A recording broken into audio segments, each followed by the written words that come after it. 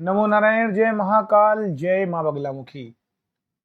सभी मेरे दर्शकों का बहुत बहुत स्वागत है। आशा करता हूं आप सभी लोग स्वस्थ होंगे, आपकी आध्यात्मिक उन्नति आगे बढ़ रही होगी।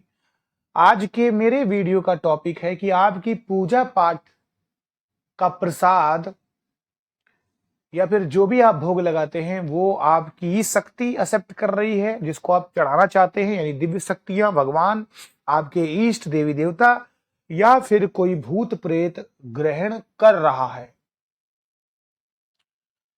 देखिए, सबसे पहले इस वीडियो को शुरुआत करने से पहले आप सभी लोगों का बहुत बहुत स्वागत है। आप सभी लोग सपोर्ट कर रहे हैं, मेरे को सुन रहे हैं, इसके लिए बहुत बहुत धन्यवाद आपका। इस चैनल पर किसी भी प्रकार से किसी भी अंधविश्वास को बढ़ावा नहीं दिया जाता है। ये मेरा जो ज्ञान है, ये जो पर्सनल एक्सपीरियंस है, चीजें हैं, मैं उसी पे तर्क करता हूं। जितनी भी साधनाएं आप करें, किसी गुरु के सानिध्य में करें, अच्छे के लिए करें, बुरे के लिए मत करें कभी भी। और आपके आचरण सही होने चाहिए, अपने लिए होने चाहिए, अच्छे के लिए होने चाहिए। और किसी भी साधना का कोई भी शॉर्टकट नहीं है। ये जितनी जल्दी बात समझ सके उतना अच्छा है। जो साधनाएं होती हैं आपका, उसका कोई शॉर्टकट नहीं होता है, और किसी भी चीज का कोई शॉर्टकट नहीं होता है। आपको ही उस मार्ग पर चलना होता है। और साधना के मार्ग में जब आप आते हैं तो आपको बहुत कुछ खोना पड़ता है। सबसे पहले तो आपको पेशेंस रखना पड़ेगा, धैर्य। फिर उसके बाद अपनी भूख प्यास को छोड़ना पड़ेगा, क्योंकि जब आप साधना में बैठते हैं तो साधनाएं लंबी होती हैं। साधनाओं का ज्ञान अर्जित करिए, अपने तपोबल को बढ़ाइए, तब आप आगे बढ़िए।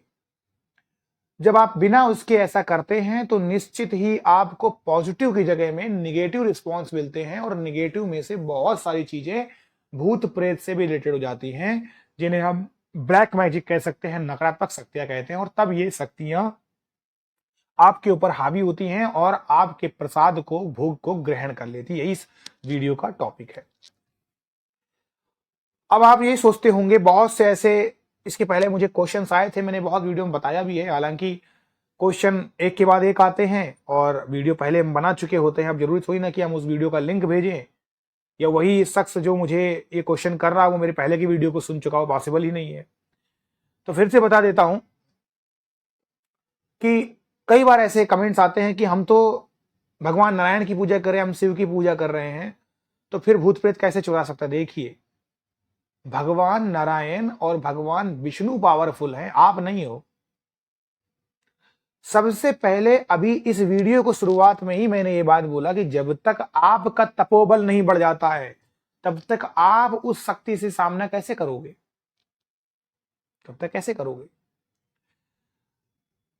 आप ये बताइए कि जब आपको कोई दिक्कत होती है इस संसार में तो सबसे पहले आप किससे करते हो? जो आपके करीब हुआ, आपके माता पिता हुआ, या डायरेक्ट आप कोर्ट में चले जाते हो सीधे, है ना, या उच्च अथॉरिटी से जाके पहुंच जाते हो? नहीं, सबका एक प्रोसीजर है, एक हायरार्की है। तो उसी तरीके से जब आप अपने शरीर को स्ट्रांग बनाते हो, अपने ऑरा को बड़ा बनाते हो, साधना करते करते धीरे धीरे छोटी छोटी साधनाओं से अपने तपोबल को बढ़ाते हो, आपको शक्तियों को बुलाना और छोड़ना आता है, तब आप आगे बढ़ते हो। तो ईश्वर के सारे मंत्र ज्यादातर कीलित हैं केवल नाम जप को छोड़ के। और सभी को ये बात पता है, नाम जप कलयुग में कैसे भी और कहीं पर लिया जा सकता है। और नाम जप कभी भी भौतिक सुख सुविधाओं के लिए नहीं होता, नाम जप आपके मोक्ष के लिए होता है, ईश्वर से आपको जोड़ता है। और जब आप भौतिक सुख सुविधाओं की बात करते हैं तब ज्यादातर तंत्र के मंत्र होते हैं, और तंत्र के मंत्र में बहुत सारे रूल्स एंड रेगुलेशन चलते हैं, और उन रूल्स और रेगुलेशन को आपको अपनाना होता है। और उसके बिना जब भी आप कुछ काम करते हैं तब आपके ऊपर नेगेटिव शक्तियां हावी हो जाती हैं। तो आप कोई साधना कर रहे हैं जिसका आपको एबीसीडी पूरी तरीके से पता नहीं है और आप कूद पड़े, देखिए शक्ति है तो अभी कूदिएगा, कूद पड़े। अब आप सोचते हैं कि आज हम 15 माला कर लें, कल हम 1 करेंगे, ये भी संभव नहीं है। मंत्र जाप आपको करना है लेकिन उसका पुरस्चरण नहीं करना, ये भी संभव नहीं है। ये पुरस्चरण करना लेकिन अब हमें हवन नहीं करना है, ये भी संभव नहीं है।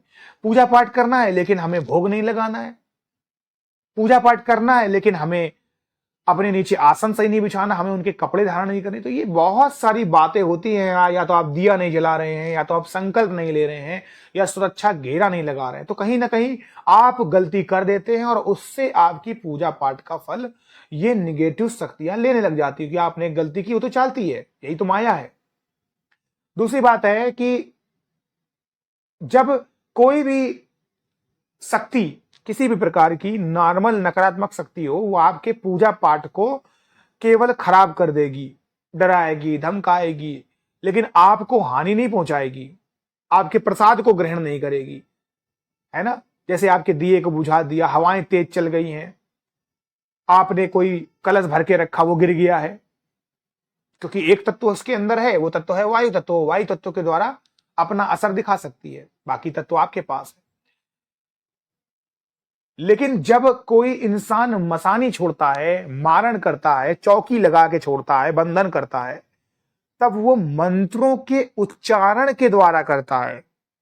एक शक्ति अलग हुई, जैसे आपने मंत्र पढ़ा तो आपके पूरे इस ऑरा के आसपास निगेटिव ऊर्जा भी है, पॉजिटिव भी है, तो वो आपको रोक रही है। आपके अंतर के मन की भी ऊर्जा होती है निगेटिव, जो कहती है मत करो, आराम से सो जाओ, खाओ पियो, क्योंकि यही माया है, वो आपको रोकेगी नहीं, आलस अच्छा है, इसे मत करो।